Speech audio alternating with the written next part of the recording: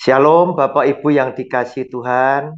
Kita kembali belajar Alkitab bersama narasumber saya, yaitu Bapak Evangelis Junwi, yang hari ini kita akan membicarakan sebuah topik restorasi iman jemaat Efesus.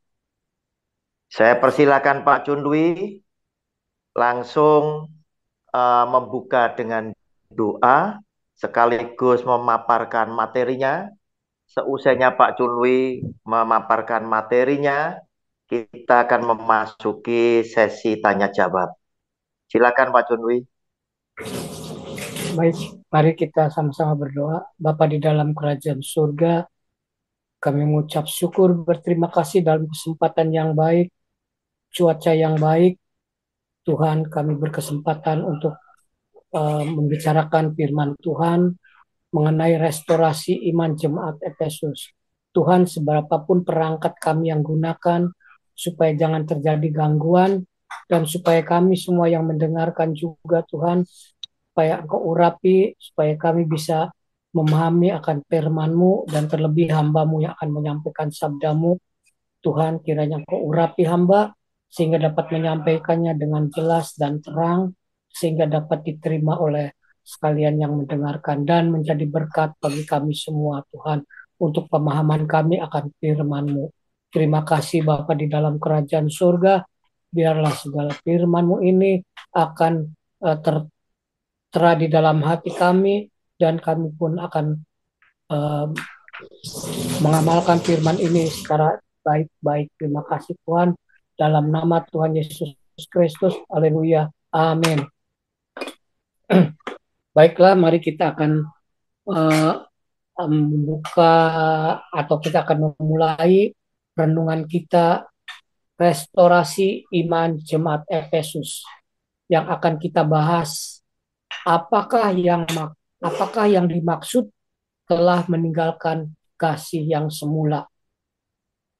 Banyak orang yang menafsirkan meninggalkan kasih yang semula itu dengan berbagai macam uh, restorasi. Mendengar kata restorasi, kita ingat ke, kepada restoran di gerbong kereta api. Ini urusan perut. Kata gerbong kata gerbong di restorasi ini. Nah, ini baru urusan teknisi kereta api. Berarti ada ketidakberesan di dalam gerbong. Demikian juga dengan kata restorasi iman jemaat Efesus. Berarti ada ketidakberesan dengan iman jemaat di Efesus. Nah, seperti apa ketidakberesan iman jemaat di Efesus?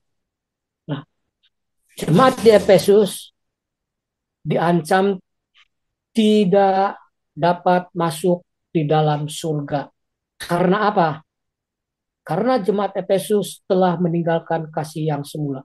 Mari kita baca di dalam Wahyu pasal 2 ayat 4 sampai 5. Wahyu pasal 2 ayat 4 sampai 5. Namun demikian, aku mencela engkau karena engkau telah meninggalkan kasihmu yang semula. Nah, apa yang dimaksud kasih yang semula inilah yang akan kita bahas. Sebab itu ingatlah betapa dalamnya engkau telah jatuh. Bertobatlah dan lakukan lagi apa yang semula engkau lakukan. Jika tidak demikian, aku akan datang kepadamu dan aku akan mengambil kaki dianmu dari tempatnya jikalau engkau tidak bertobat. Jadi di sini jemaat Efesus diperingatkan bahwa dia harus bertobat, dia harus kembali kepada kasih yang semula, karena jikalau tidak bertobat, maka kaki dian akan diambil daripadanya. Nah, jemaat Efesus itu dikatakan bahwa uh, karena begitu, tolong ayat 5 Pak ditampilkan Pak. Sebab ingatlah betapa dalamnya engkau telah jatuh. Jadi jemaat Efesus ini diperingatkan bahwa mereka itu telah jatuh begitu dalamnya. atau mereka itu telah melakukan suatu kesalahan yang fatal sehingga mereka terancam tidak dapat masuk di dalam kerajaan surga. Coba kita baca ayat yang ketujuh bagian B. Ayat yang ketujuh bagian B.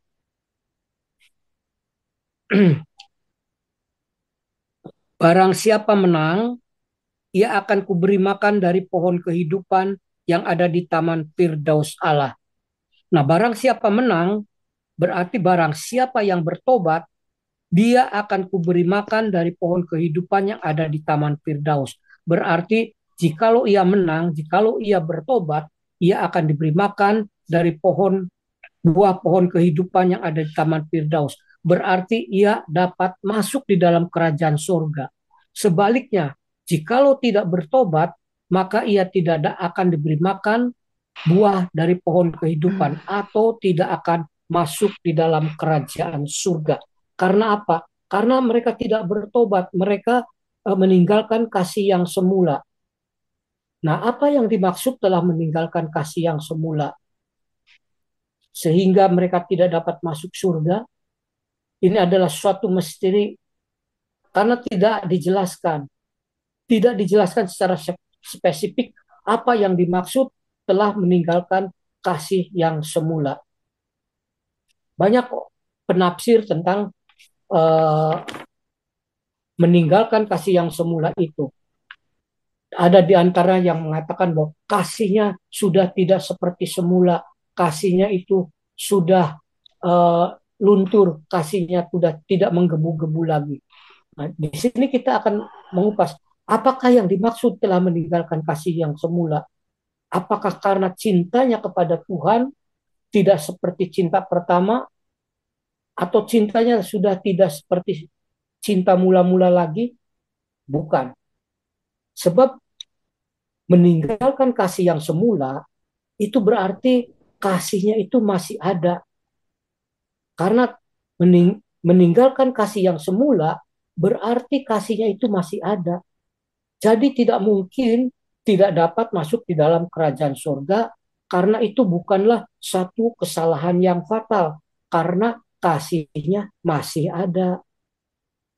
Atau apakah karena kasih kepada saudara-saudara seiman tidak seperti semula lagi? Ini pun tidak mungkin. Sebab tidak mungkin sampai tidak dapat masuk surga. Jikalau karena kasih kepada sesama saudara seiman itu tidak seperti semula, tidak mungkin sampai tidak masuk di dalam surga. Ataukah karena kerajinan terhadap pekerjaan Tuhan tidak seperti semula, ataukah karena kesetiaan imannya kepada Tuhan tidak seperti semula? Bukan. Sebab tidak mungkin jika karena tidak serajin dan tidak sesetia semula sampai tidak dapat masuk di dalam kerajaan surga. Bahkan hal kerajinan jemaat Efesus terhadap pekerjaan Tuhan dan terhadap kesetiaan imannya terhadap Tuhan itu dipuji Tuhan. Kita baca di dalam Wahyu pasal 2 ayat 2 sampai 3. Wahyu 2 ayat 2 sampai ketiga.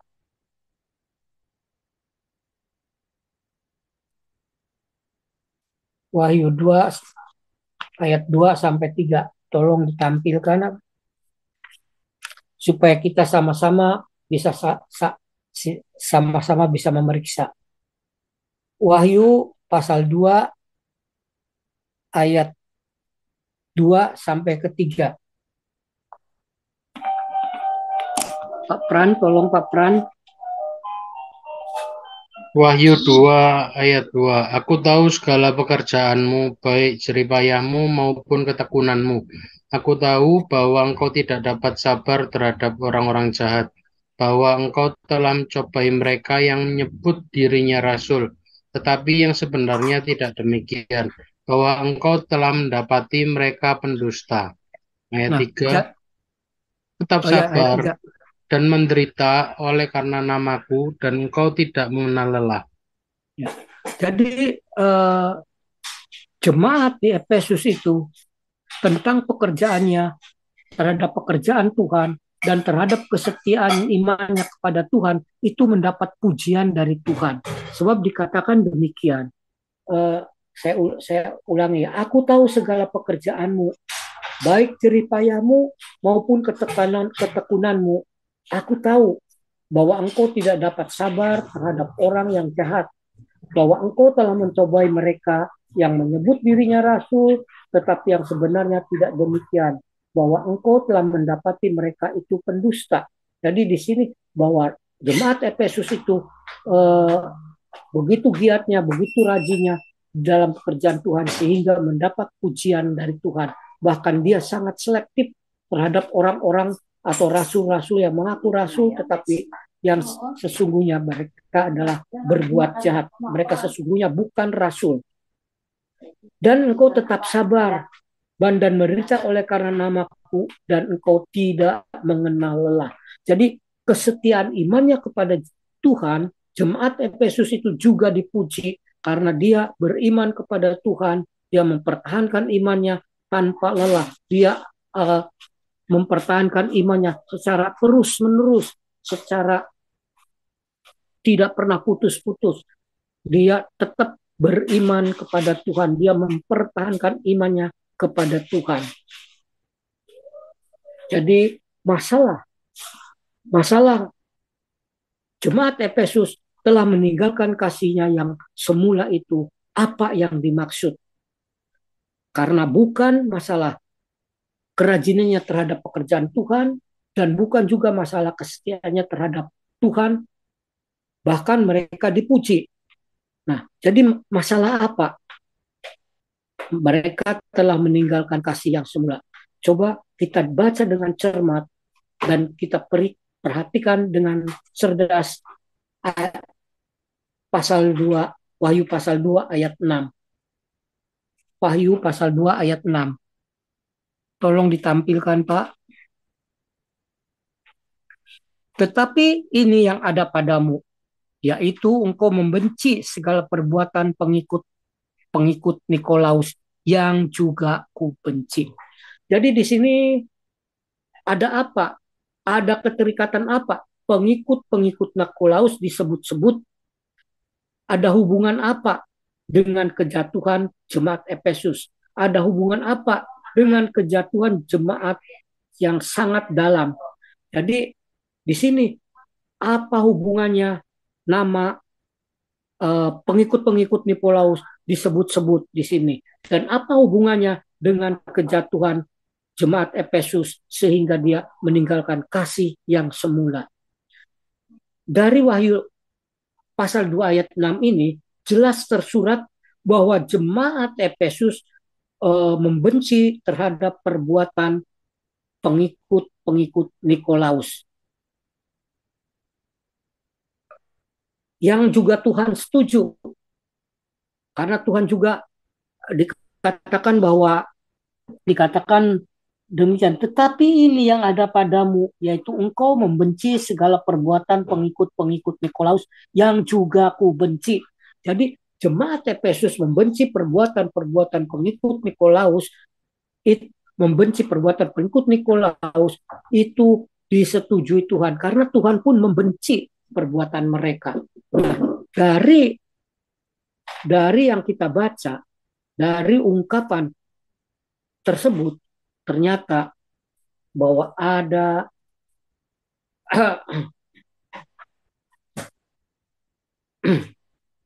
dari ungkapan tersebut tersirat dari ungkapan tersebut ungkapan bahwa hanya ini yang ada, tetapi ini yang ada padamu, yaitu engkau membenci segala perbuatan pengikut-pengikut Nikolaus. Di sini ada ungkapan yang tersirat, ada yang tidak setuju dengan sikap jemaat, ada yang Tuhan tidak setuju dengan sikap jemaat Efesus terhadap pengikut Nikolaus. Yaitu ada yang jemaat Efesus tidak benci terhadap pengikut Nikolaus. Apakah itu? Ini harus kita pikirkan. Ini harus kita cermati seksama. ada hubungan apa dengan kejatuhan jemaat Efesus? Yakni ada hubungan apa dengan meninggalkan kasih yang semula? Ini adalah sangat mungkin jemaat Efesus tertarik dan mengikuti pengajaran pengikut Nikolaus seperti jemaat Pergamus. Jemaat Pergamus itu mengikuti pengajaran dari Nikolaus yang dapat kita baca di dalam pasalnya yang kedua, ayatnya yang ke-14. Tolong di ayat ke-14 dan ayat 15. Tetapi aku mempunyai beberapa keberatan terhadap engkau. Kita loncat ayat 16, ayat 15. Demikian juga ada padamu orang-orang yang berpegang kepada ajaran pengikut Nikolaus. Jadi Tuhan menaruh keberatan atau Tuhan tidak suka terhadap pengajaran pengikut Nikolaus. Jadi pengajaran Nikolaus itu Tuhan benci. Tuhan membenci pengajaran daripada pengikut Nikolaus. Mengapa Tuhan membenci? Mengapa Tuhan tidak suka pengajaran pengikut Nikolaus? Pengajarannya seperti apakah itu? Ini memang satu tafsiran. Ini memang hanya tafsiran. Kita akan menghubungkan dengan Nikolaus yang ada di dalam Kisah Rasul pasal 6 ayat 5. Sebab hanya dengan menghubungkan kepadanya pengajaran pengikut Nikolaus dapat kita simak. Kita dapat mendapat pencerahan pengajarannya itu seperti apa. Mari kita baca siapakah Nikolaus itu. Kita baca di dalam Kisah Rasul 6 ayatnya yang kelima. Tolong ditampilkan.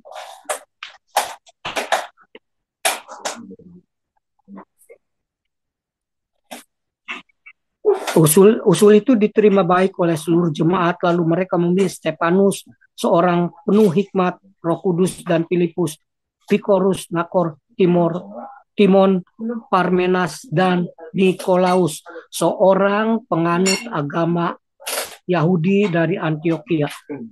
Tuhan masih ditampilkan, Pak.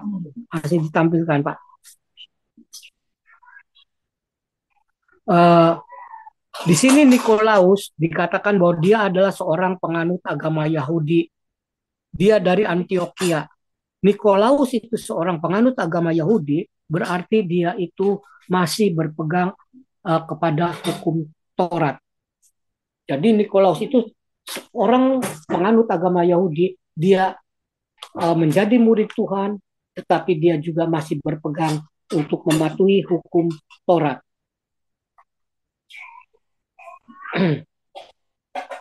Pengikut Nikolaus adalah murid dari Nikolaus. Nikolaus ialah seorang penganut agama Yahudi yang menjadi murid Kristus dan dia masih berpegang kepada hukum Taurat. Jelas bahwa Nikolaus jadi pengajaran Nikolaus, paham yang dianut oleh Nikolaus adalah iman plus mematuhi hukum Taurat. Iman plus mematuhi hukum Taurat. Itulah yang diajarkan Nikolaus kepada para pengikutnya. Sehingga pengikut-pengikut Nikolaus mengajarkan iman plus hukum Taurat kepada jemaat Pergamus.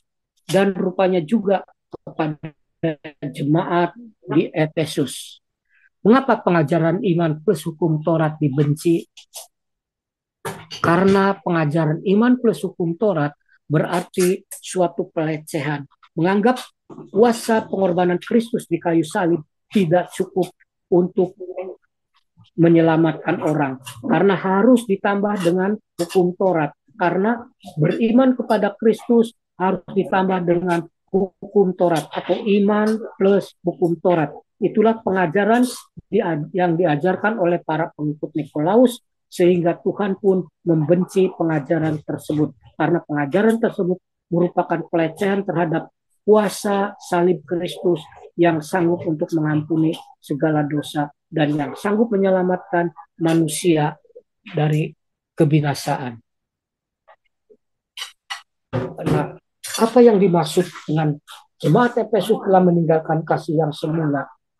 Ketika awal semula jemaat Efesus beriman kepada Kristus, mereka diajarkan jalan Tuhan. Kepada mereka diajarkan jalan Tuhan. Bagaimana mereka harus beriman kepada Tuhan yang dapat kita baca di dalam Kisah Para Rasul pasal yang ke-19 ayat yang ke-18 sampai 19. Tolong ditampilkan.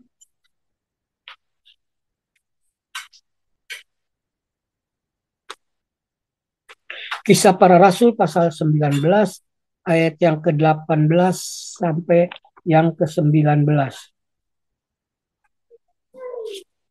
Banyak di antara mereka yang menjadi percaya dan datang mengaku di muka umum bahwa mereka pernah turut melakukan perbuatan-perbuatan seperti itu.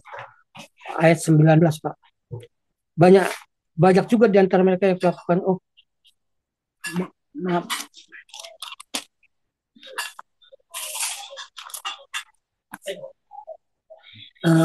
Kisah Para Rasul pasalnya yang ke Kisah Rasul pasalnya yang ke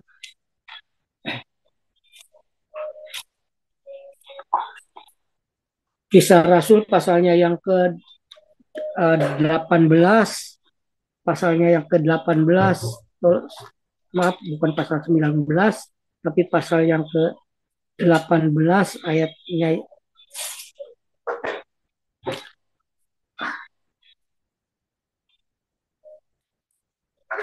pasal Kisah Para Rasul pasal 19 ayatnya yang ke-9,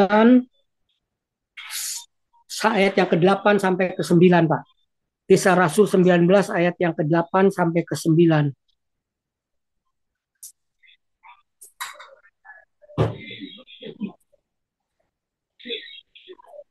Banyak dan Kisah Para Rasul pasal 19 ayat 8 sampai 9. Kisah Para Rasul pasal 19 ayat 8 sampai. Selama 3 bulan Paulus mengunjungi rumah ibadat di situ dan mengajar dengan berani. Oleh pemberitanya ia meyakinkan mereka tentang kerajaan Allah. Ayat yang ke-9.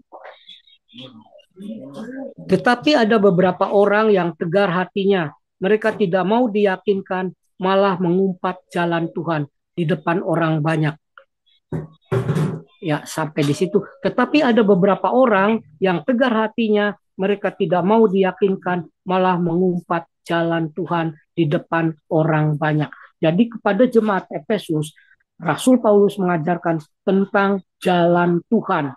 Dia mengajarkan kepada jemaat Efesus selama 3 bulan dan selama 2 tahun dia mengajarkan setiap hari di ruang kuliah Tiranus. Nah, jemaat Efesus itu mereka diajar tentang jalan Tuhan, yaitu tentang kepercayaan kepada Yesus Kristus, bahwa keselamatan hanya dengan beriman kepada Yesus Kristus. Nah, pengajaran tentang jalan Tuhan itu dapat kita baca di dalam Kisah Para Rasul pasal yang ke-15 ayatnya yang ke-1 dan 2. Karena di situ Rasul Paulus dan Barnabas sangat menentang pengajaran bahwa mereka beriman dan juga harus mematuhi hukum Taurat. Itu ditentang oleh Paulus. Karena pengajaran dari Rasul Paulus adalah iman kepada Yesus Kristus tanpa harus diembel-embeli dengan hukum Taurat. Karena di dalam Galatia pasal 1 ayat 8 dan 9, Galatia pasal 1 ayat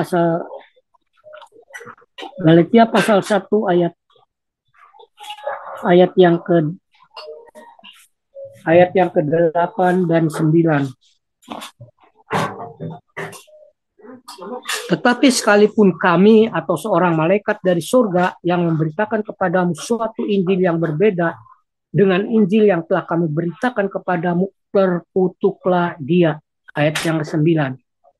Seperti yang telah kami katakan dahulu, sekarang kukatakan sekali lagi, jika ada orang yang memberitakan kepadamu suatu Injil yang berbeda dengan apa yang telah kamu terima, terkutuklah ia.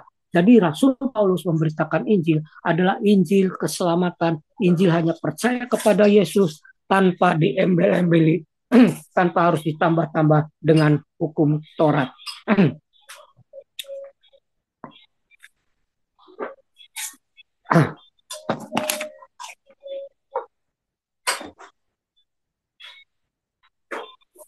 Jadi jemaat Efesus ketika mereka awal percaya, mereka hanya diajarkan tentang jalan Tuhan, itu percaya iman hanya kepada Yesus Kristus.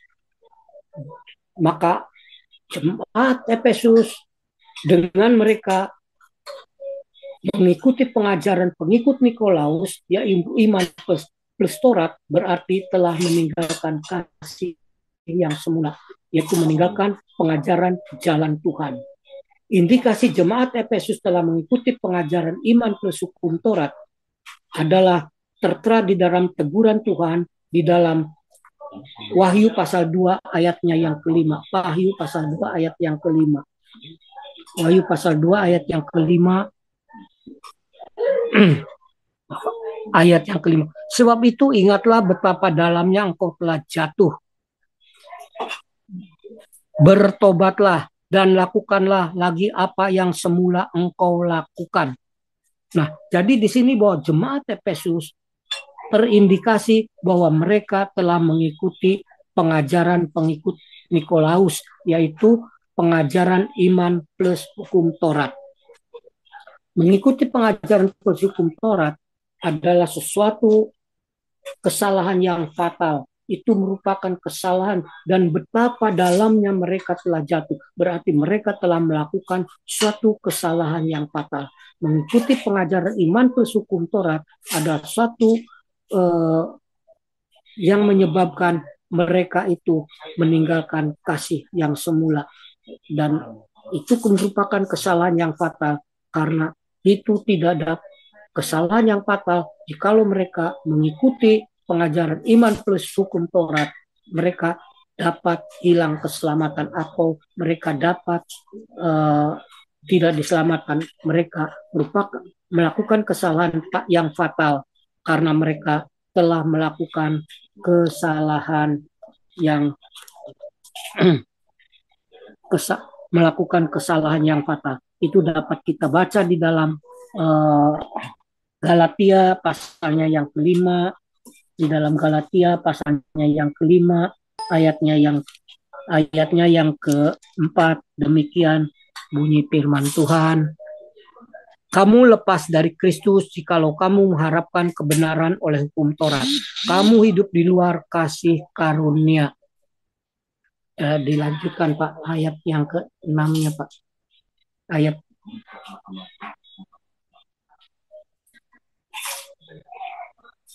sebab bagi orang yang ada di dalam Kristus Yesus, hal bersunat atau tidak bersunat tidak mempunyai suatu arti, hanya iman yang bekerja di dalam kasih. Jadi sekali lagi saya bacakan. Sebab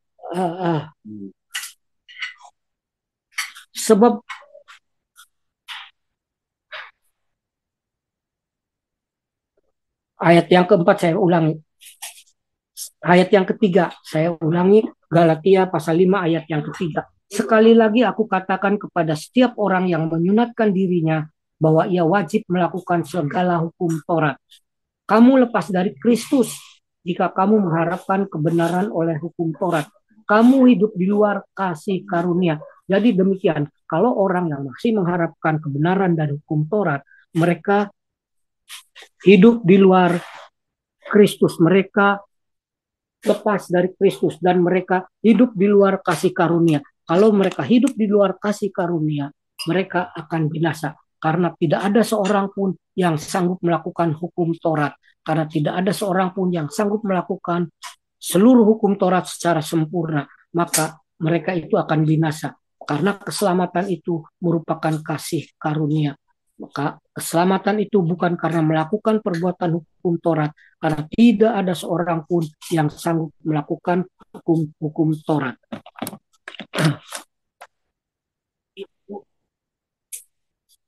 Nah, sekarang kita maju kepada satu langkah berikutnya, yaitu Eh, maka iman jemaat Efesus harus direstorasi karena iman jemaat Efesus itu telah meninggalkan kasih yang semula. Maka ia harus bertobat, ia harus direstorasi karena harus dikembalikan kepada jalan Tuhan, yaitu iman hanya kepada Yesus Kristus saja tanpa diembel-embeli oleh hukum Taurat. Demikian juga jika kita telah terjerumus atau terbawa hanyut oleh pengajaran-pengajaran sesat, segeralah bertobat, segera kembali kepada ajaran yang sehat, yaitu pengajaran Tuhan. Telah meninggalkan kasih yang semula adalah meninggalkan pengajaran jalan Tuhan yang adalah kasih yang mula-mula jemaat Efesus lakukan. Itulah jemaat yang Efesus yang mula-mula lakukan adalah mengikuti jalan Tuhan. Jalan Tuhan itu telah mereka tinggalkan karena mereka mengikuti pengajaran pengikut Nikolaus, yaitu iman plus hukum Taurat. Jadi jemaat Efesus harus kembali, harus direstorasi imannya, yaitu dikembalikan kepada kasihnya yang semula, yaitu kepada pengajaran jalan Tuhan. Dan itulah yang dimaksud telah meninggalkan kasih yang semula, yaitu meninggalkan jalan Tuhan. Sekian renungan yang saya berikan. Terima kasih Pak Roni. Terima kasih Pak Junwi.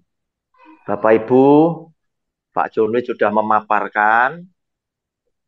Siapa yang ingin membuka dengan pertanyaan yang pertama? Saya persilahkan. Ada Pak Fran, ada saya, ada siapa lagi ya?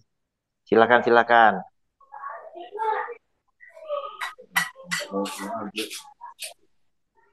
Silakan, siapa yang mau bertanya?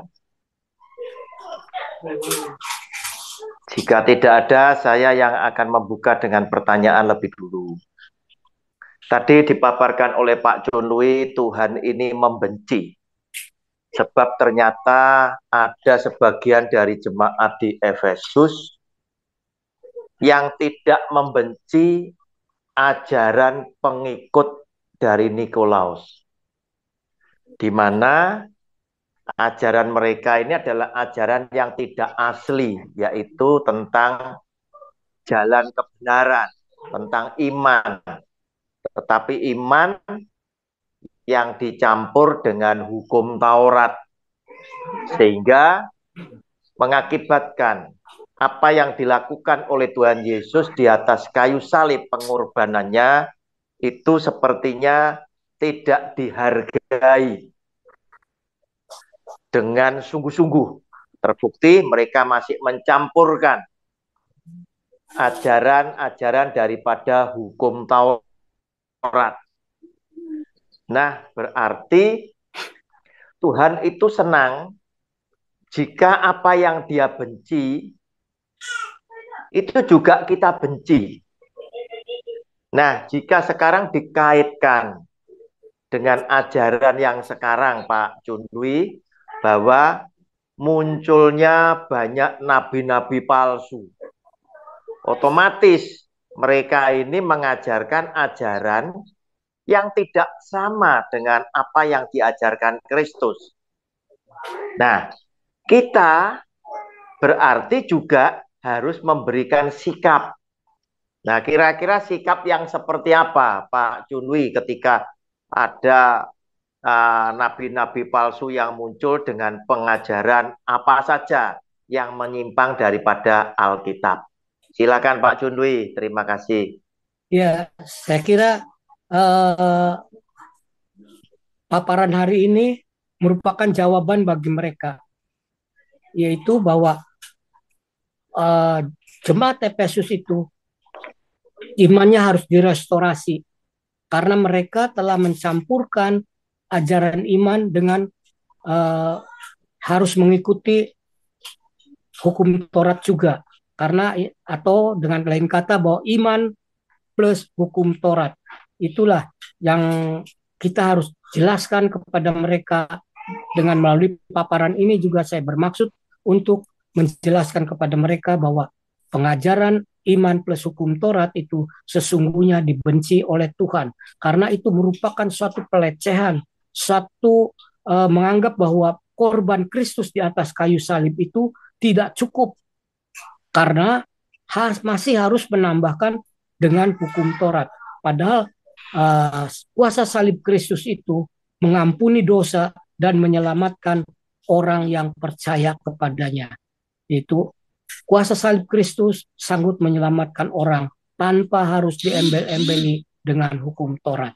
Kalau orang masih menambahkan hukum Taurat, berarti itu suatu pelecehan yang tidak mempercayai kuasa Tuhan yang begitu luar biasa. Amin.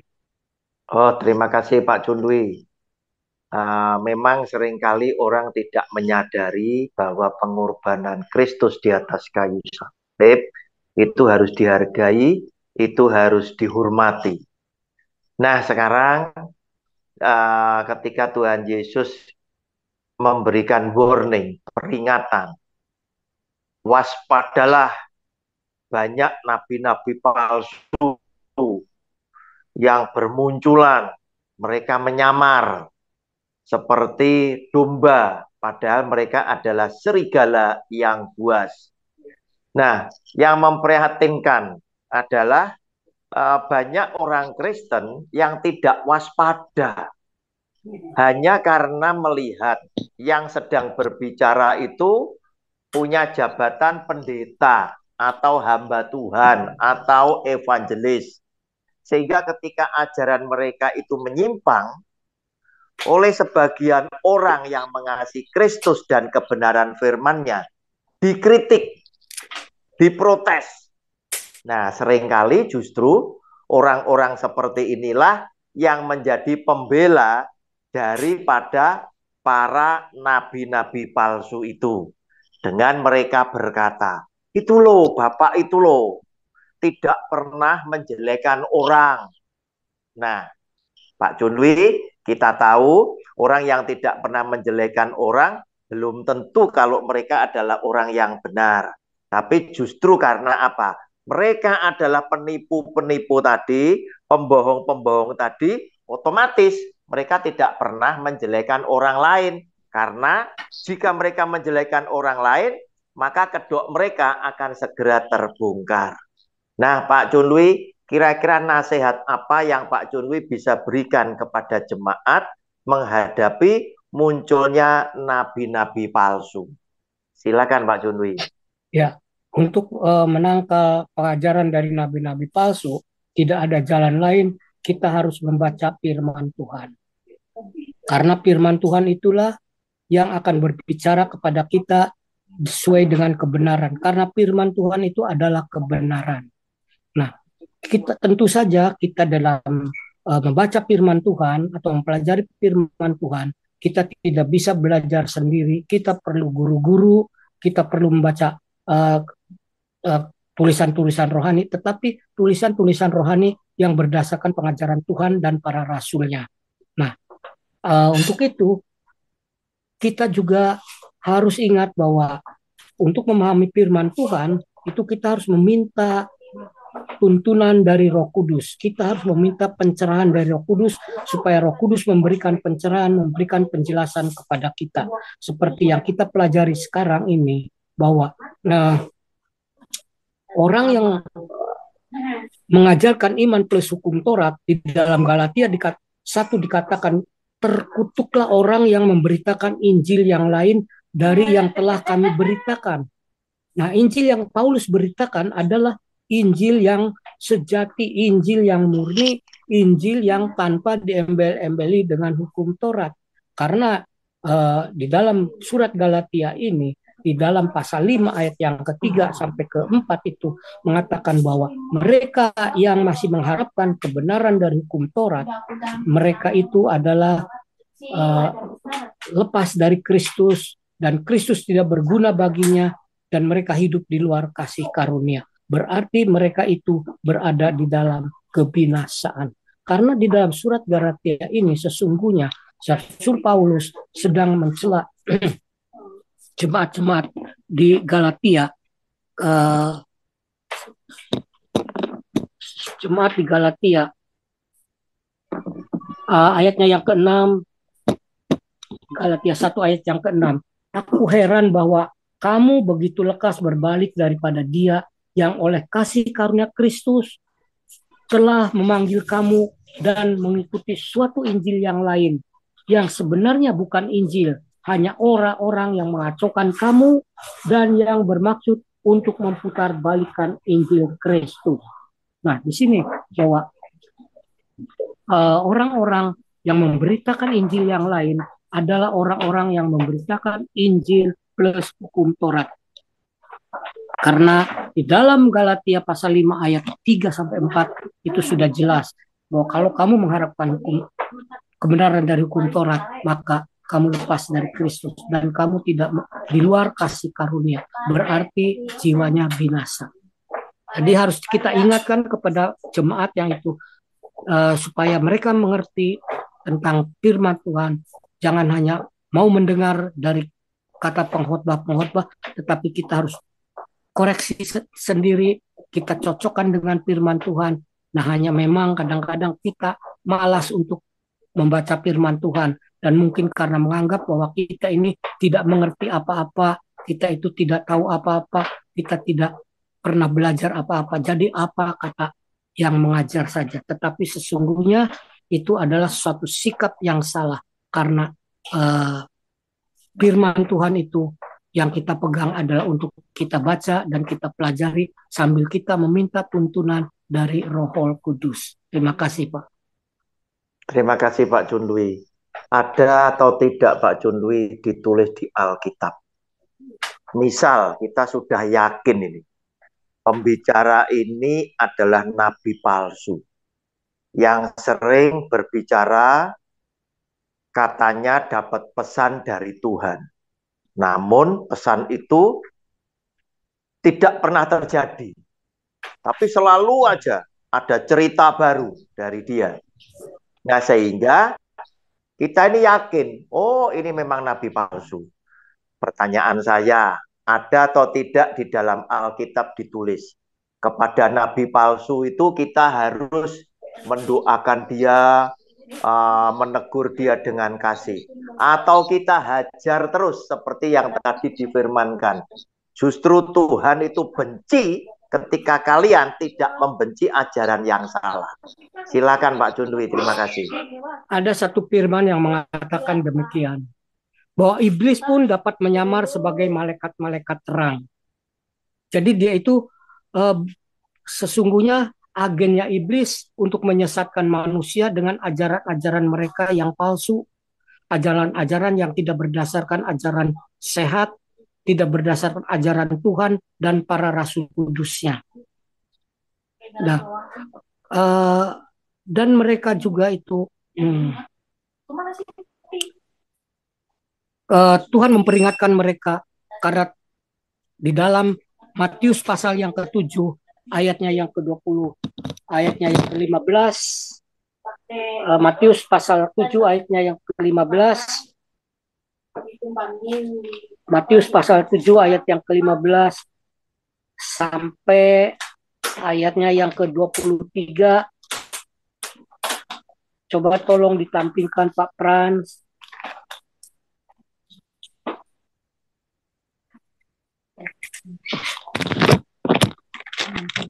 Matius ayat 7 ayat yang ke-13 sampai yang ke-23 demikian. Waspadalah terhadap nabi-nabi palsu yang datang kepadamu dengan menyamar seperti domba, tetapi sesungguhnya mereka adalah serigala yang buas. 16.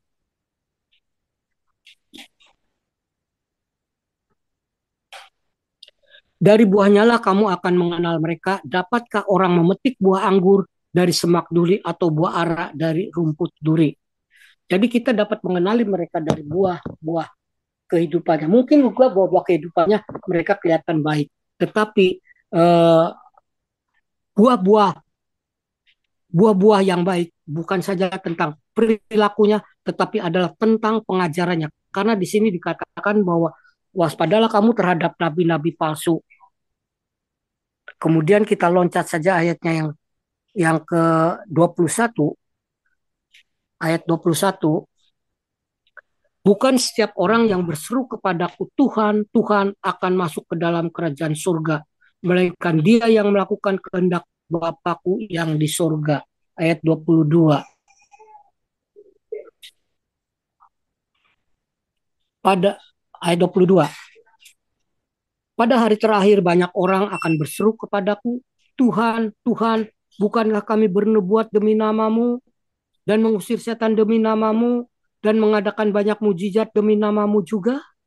Jadi di sini para pengajar atau guru-guru palsu atau nabi-nabi palsu, mereka itu juga adalah memberitakan tentang firman Tuhan. Mereka juga bernubuat, mereka juga berkhotbah demi nama Tuhan, dan bahkan mereka bisa mengusir setan demi nama Tuhan, bahkan mengadakan mujizat, dan mereka tidak segan-segan berkata bahwa saya mendapatkan penglihatan, saya diangkat ke surga, saya melihat neraka, kalian melihat surga, yang itu semuanya adalah satu hal yang, tetapi kalau kita koreksi pengajarannya, ternyata pengajarannya itu tidak berkesesuaian dengan Tuhan, maka itu adalah satu pengajaran yang sesat. Kalau pengajaran mereka benar, apa yang mereka katakan itu pastilah yang benar, pastilah sesuai dengan firman Tuhan. Kita perhatikan saja pengajaran-pengajaran mereka, kelihatannya bagus, kelihatannya khotbahnya bagus, tetapi ada saja terselip ajaran-ajaran yang menyimpang, ajaran-ajaran yang menyesatkan.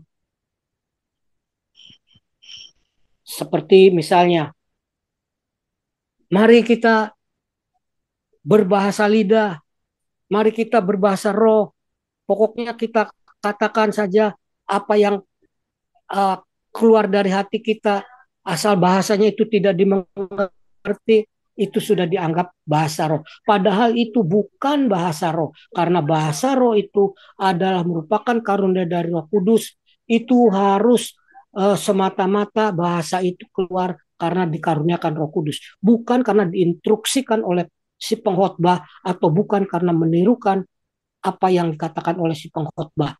Tetapi banyak sekali sekarang gereja-gereja yang menerapkan pengajaran seperti itu. Itu ajaran yang tidak benar, ajaran yang palsu. Mereka berkhotbah seakan-akan memberitakan kebenaran, tetapi menyimpang daripada ajaran Tuhan.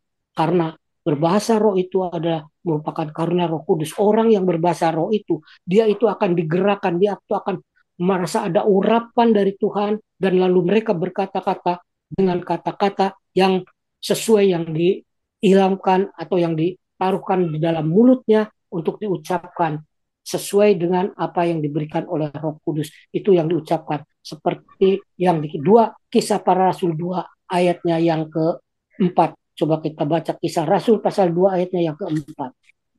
Kisah Rasul pasal 2 yang keempat. Kisah Rasul pasal 2 ayat yang keempat.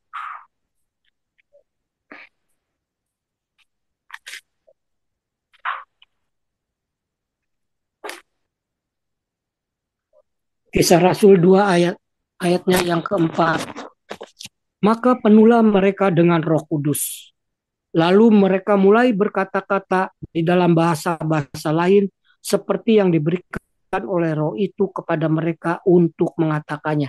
Jadi para rasul ketika dipenuhkan oleh Roh Kudus, ketika mereka hendak berbahasa roh, mereka itu merasakan ada urapan, dan mereka itu mengatakan perkataan-perkataan sesuai yang diberikan oleh Roh Kudus untuk diucapkan, tetapi bukan seperti yang diajarkan oleh para pengajar atau pengkhotbah sekarang, bahwa mari kita berbahasa roh, mari kita mengucapkan, asal ucap saja, ajar berkata-kata, asal yang tidak dimengerti, itu sudah dianggap sebagai bahasa roh, dan bahasa roh itu diinstruksikan, bahkan secara beramai-ramai mereka berbahasa roh.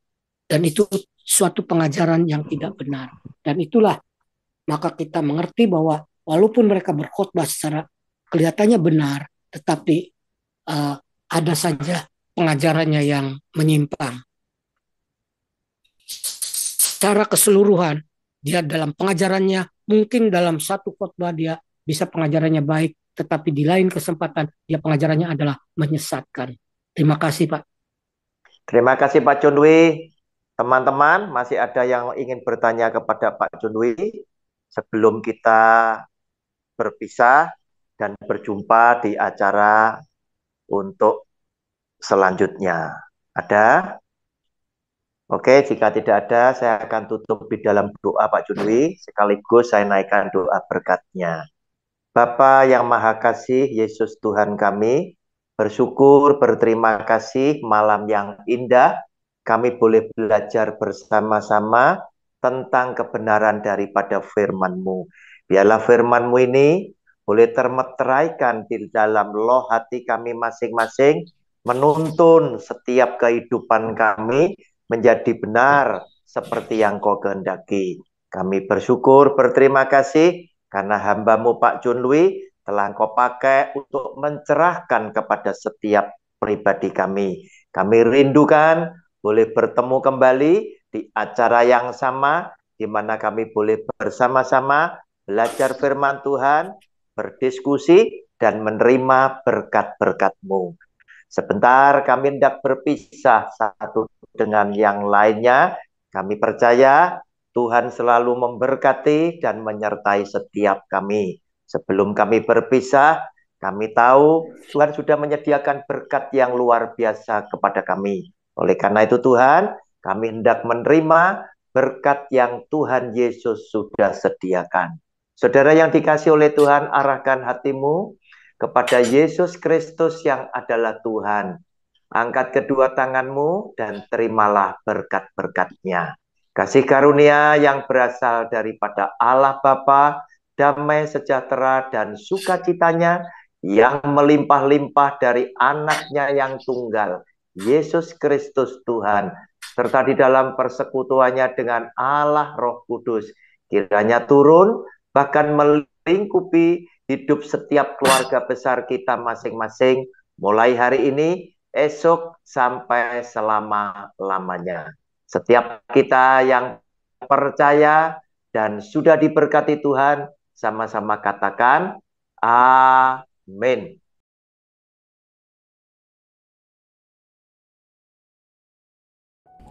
Shalom kepada semua penonton video saya. Jika Anda merasa terberkati dengan video saya, jangan lupa bantu like dan share ke semua saudara-saudaramu. Saya sedang berjuang bersama Anda menegakkan kebenaran firman Tuhan di zaman yang semakin jahat ini. Terima kasih banyak atas dukungan dan empatinya kepada saya. Selamat berjuang dan melayani Tuhan kita, Yesus Kristus. Salam damai buat semua keluarga dari saya, Evangelis Roni Suwono.